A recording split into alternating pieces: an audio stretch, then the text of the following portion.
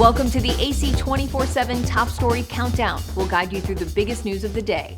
Our focus, advocating our rights, advocating equality, advocating health, and advocating Earth. Here's our pick for number 4.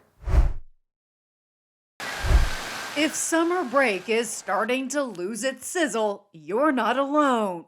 After a few weeks, sometimes the newness has worn off and people are looking for new things to do and new ways to occupy their time. Dr. Gina Robinson with Cleveland Clinic Children's Hospital says screens do have their place in a child's life, but urges parents to set boundaries. She says to stick to 2 hours or less a day and break it up into smaller increments like 15 to 20 minutes at a time. A lot of kids want to spend their time in front of screens all day. Kids are getting frustrated because their parents don't want them to sit in front of screens all day. So it can start to get a little rough. Robinson says to talk to your kids, allow them to decide which activities to build in during the day and encourage them to get outside. Bubbles and sidewalk chalk and jump ropes and hula hoops and just things that you can do right outside in the yard if you have a yard available or a green space available. Other ideas, neighborhood walks, scavenger hunts, a trip to the museum or the library, which can also help when they go back to school. Countless studies have shown how much kids lose over the summer. Robinson says playdates are also a good way to keep kids entertained and to keep them being social. Isolation can lead to a lot of depression, a lot of anxiety. It's human to want to connect with people. For Health Minute, I'm Mandy Gaither. TheAdvocateChannel.com looks at the world through the lens of equality and inclusion. Subscribe, like, and share now. AC 24/7's Top Story Countdown continues with our producer's pick for number 3. This is Kremlin damage control in full swing, using the trappings of the Russian presidency to patch up Putin's battered image and to portray a deal ending the armed Wagner rebellion here as a feat not of weakness, but of national unity. The Kremlin insists Putin's biggest challenge in 23 years of power is actually bringing Russia closer together.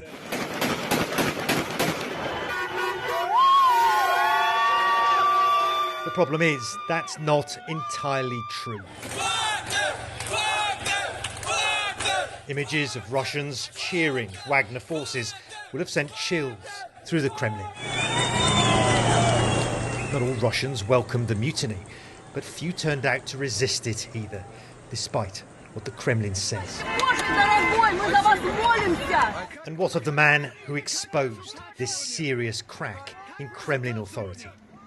Yevgeny Prigozhin, the Wagner leader, has now arrived in neighbouring Belarus, according to its officials, after charges of insurrection against him and his fighters in Russia were dropped. It's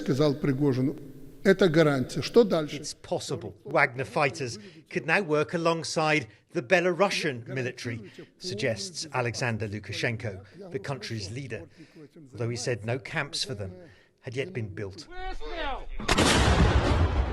The Russian Defense Ministry says the mercenary group must first surrender its heavy weapons. And the Kremlin, which now admits fully funding Wagner, says it will investigate how more than $1 billion recently paid for salaries and bonuses was really spent.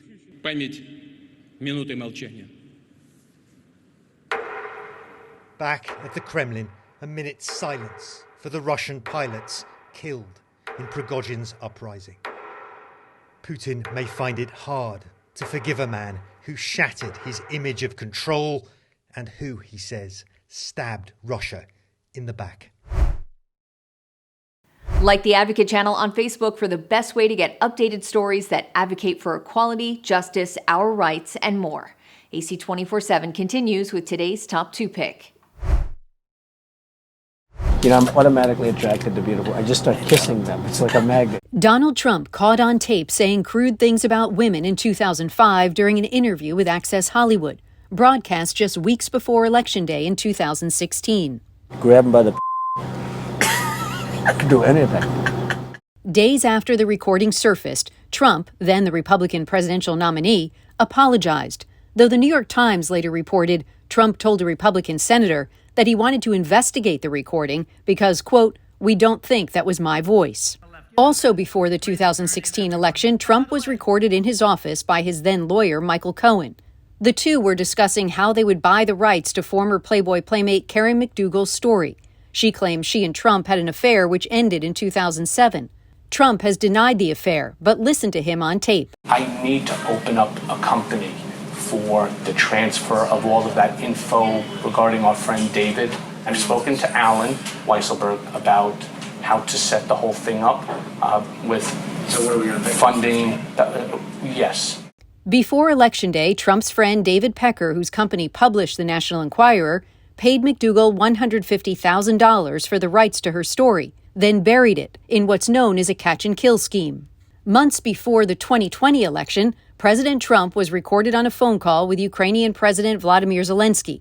According to a White House transcript, Trump pressured Zelensky by asking him to investigate Trump's 2020 opponent, Joe Biden, as well as Biden's son Hunter, who once had business in Ukraine. Later, Trump repeatedly referred to the call like this. We had a perfect phone call with the president of Ukraine. A whistleblower inside the White House shared details of the call with members of the intelligence community. Congress investigated. In the end, that recording led to Trump's first impeachment. Trump denied any wrongdoing. In 2020, journalist Bob Woodward recorded interviews with Trump for his book. Those interviews, later made public, revealed that Trump knew for months how dangerous the coronavirus was and how it spread, but intentionally concealed that from the public. I wanted to always play it down. I still like playing it down. Yes, sir. Because I don't want to create a panic. It goes through air, Bob. That's always tougher than the touch. After the 2020 election, Trump was recorded yet again. It's just not possible to have lost Georgia. It's not possible. When I heard it was close, I said, there's no way. That's Trump on the phone with Georgia Secretary of State Brad Raffensperger. Trump called him following his loss in the 2020 election. It's pretty clear that we won. We won very substantially, Georgia. That wasn't true. Trump lost Georgia by 11,779 votes. On the recording, he's heard asking Raffensperger to find enough votes to give Trump a win. I just want to find 11,780 votes, which is one more than we have, because we won the state. Raffensperger didn't play ball. Trump is now under investigation by Georgia's Fulton County District Attorney for his actions on the phone call in question. Follow the Advocate channel on Twitter and Instagram to stay updated on stories that matter every day. We're now at our #1 story of the day. Take a look. Really no sleep. It's certainly been a test of patience, frustrating in many ways. Getting from point A to point B hasn't been easy for many travelers over the past few days. Long line, kids that were crying, sleeping on the floor, old people too, sleeping on the floor.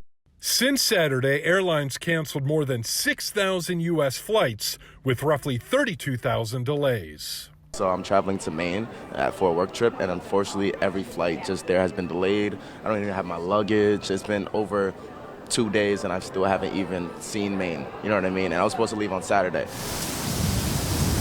The problem started over the weekend when major thunderstorms forced many airports to keep their planes grounded and passengers stranded miles away from their desired destinations. There was a United agent standing there, and we asked if we could have a cot, and he said he ran out. He said they've used all 3,000 of them, and so they didn't have any more, but he actually ended up going to his office and getting his emergency cot and brought it out for my daughter and I.